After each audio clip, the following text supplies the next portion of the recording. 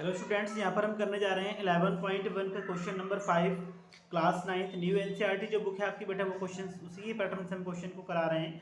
तो आपको question number 5 यहाँ पर है कि what length of the tarpaulin 3 metre wide will be required to make conical tent of height 10 metre and base radius 6 metre. तो यहाँ पर आपको देखना है कि आपके पास एक टारपोलिन यानी एक जिसे बोलते हैं बेटा आपके तिरपाल बोलते हैं हिंदी में, अगर देखेंगे तो जो भी एक तिरपाल या कैनवास आप कह सकते हैं कि वो टारपोलिन है आपके पास, तो उसका लेंथ क्या होगा। यानी आपको सबसे पहले एक तिरपाल आपने लिया है और उसका लेंथ आपसे पूछा है उसका, और आपको वाइड यानी उसके ब्रेड्थ दिया है, उसका चौड़ाई आपको दिया है 3 मीटर। ठीक है, तो यहाँ पर आपसे जो है लेंथ पूछ लिया गया है कि लेंथ कितना होगा, और आपको जो है यहाँ पर बी यानी आपको बी दिया है यानी ब्रेड्थ दिया है 3 मीटर वाइड। ठीक है, तो ये जो है आपका किसके बारे में है, ये टारपोलिन के बारे में है, टारपोलिन के बारे में आपको दिया गया है। ठीक है, तो डियर स्टूडेंट्स यहाँ पर आपको देखना है कि टारपोलिन जो आप मार्केट से खरीद के लाए हैं वो किस शेप में होगा, वो आपका इस शेप में होगा, यानी वो एक तरीके से रेक्टेंगल शेप में होगा जिसका लेंथ आपको नहीं पता है। ठीक है, जिसका लेंथ आपको नहीं पता है, ये आपको बोला गया है कि आपको लेंथ नहीं पता है, लेकिन आपको ब्रेड्थ इसका दिया गया है और ब्रेड्थ आपका जो है वो 3 मीटर है।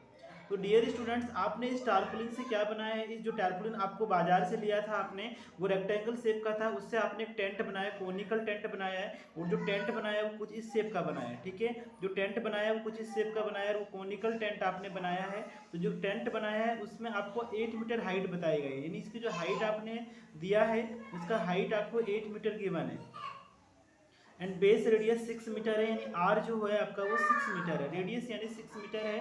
Assume that the extra length of the material that will be required for stitching margins and wastage in cutting is approximately 20 metre. यानी आपने इसकी कटिंग करके ऐसा एक टेंट को बनाया है, टेंट को बनाने में जो कटिंग हुई है उसमें कुछ वेस्टेज गया होगा, तो जो वेस्टेज गया है वो अलग है। ठीक है, जो वेस्टेज गया है आपका वो अलग है, और वो वेस्टेज कितना है, वो वेस्टेज है 20 सेंटीमीटर।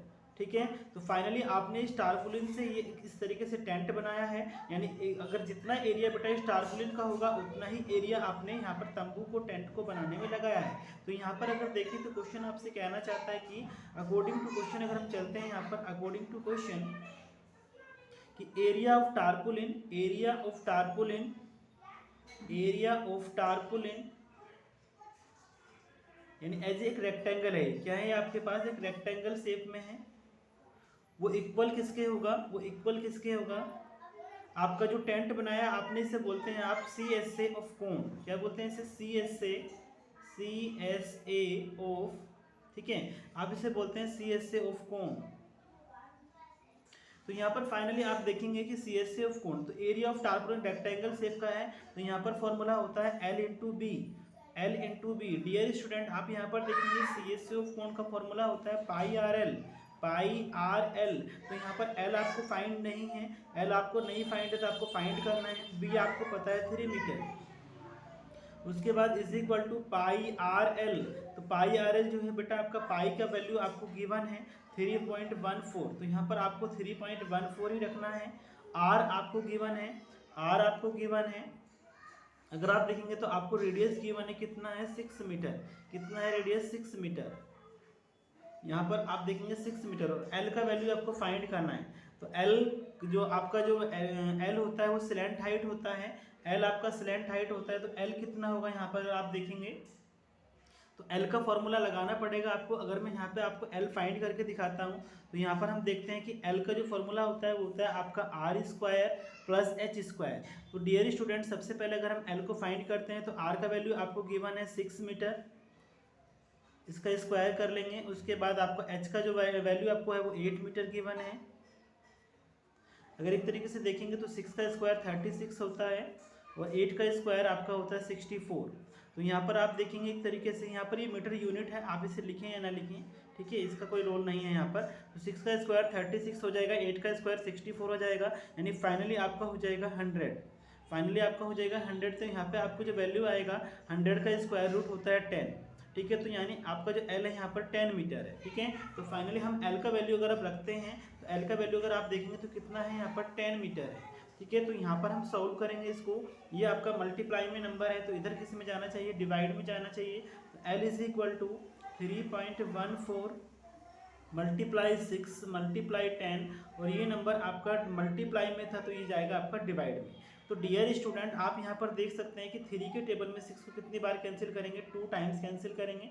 तो यहाँ पर आपका जो डिजिट बच रहा है वो क्या बच रहा है, अगर आप देखेंगे तो आपका बचा है कि 3.14 मल्टीप्लाई आपका यहाँ पर 2 और मल्टीप्लाई आपका 10।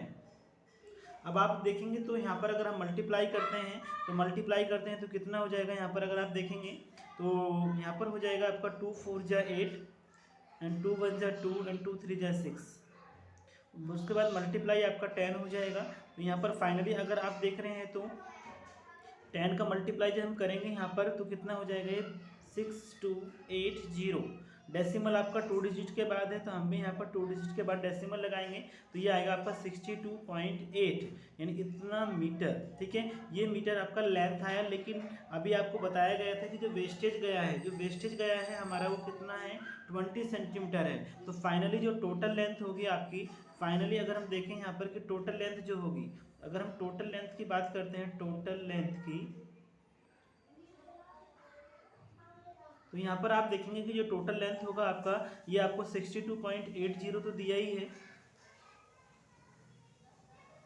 उसके बाद अगर आप देखेंगे तो 62.80 में अगर हम यहाँ पर प्लस करते हैं और प्लस करते हैं कितना, 20 सेंटीमीटर, लेकिन ये मीटर में है, ये सेंटीमीटर में है। तो हम क्या करेंगे डियर स्टूडेंट्स, इस सेंटीमीटर को मीटर में बनाने के लिए 100 से डिवाइड करेंगे। ठीक है, 100 से डिवाइड करेंगे तो 0 से 0 कैंसिल हो जाएगा।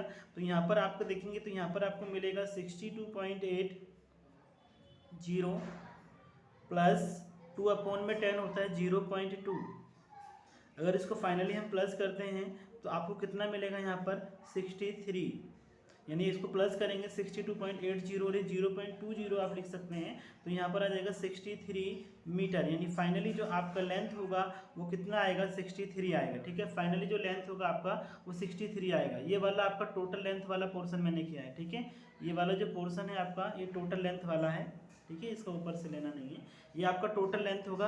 तो डियर स्टूडेंट्स आई होप आपको क्वेश्चन समझ में आया होगा और अच्छे से आप इस तरीके से क्वेश्चन तो करते रहिएगा बेटा। वीडियो को शेयर करिएगा, जितना ज़्यादा लाइक आप करेंगे, जितना शेयर आप करेंगे, उतना ही मोटिवेटेड टीचर्स होते हैं बेटा। तो आपके लिए है, आप जो बच्चे पेमेंट नहीं कर सकते फीस का, उनके लिए स्पेशली है। तो आप यहाँ से सीखिएगा, हमारे चैनल से पहली बार आए, चैनल को सब्सक्राइब करिएगा और आप अच्छे से अपनी मेहनत को करते रहिएगा।